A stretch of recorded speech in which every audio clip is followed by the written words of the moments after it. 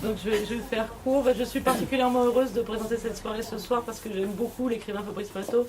J'aime beaucoup la librairie qui arrive et je ne crois pas me tromper en pensant que je suis à l'origine de la rencontre entre Fabrice Pato et la librairie qui arrive. Donc je suis particulièrement contente de cette soirée ce soir.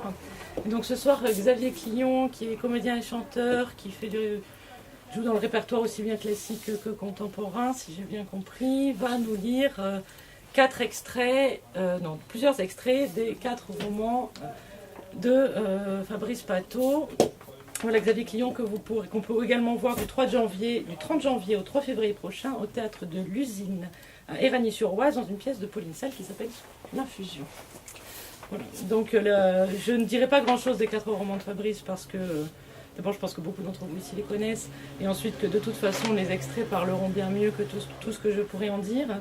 Je dirais juste que Fabrice Pato, c'est un écrivain français qui est finalement extrêmement peu français, qui lente davantage vers les grandes traditions romanesques américaines. On le compare assez régulièrement dans les articles, c'est amusant, à Delailo ou à Pynchon, qui est assez juste. Je trouve qu'il y a également beaucoup chez lui quelque chose qui pourrait s'approcher du réalisme magique cher aux Sud-Américains.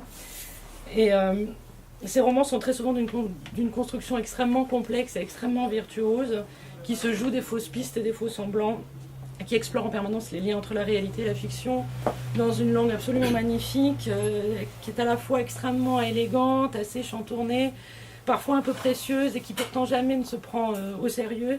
Ce qui fait qu'on rit toujours en lisant Fabrice Pato. Il y a toujours beaucoup d'humour, même quand les sujets sont des sujets extrêmement lourds, extrêmément graves. Il y a toujours une espèce d'élégance, de distance et de jeu avec la fiction qui en fait des romans tout à fait singuliers que pour ma part j'aime énormément. Donc je pense que les lectures vont montrer tout ça.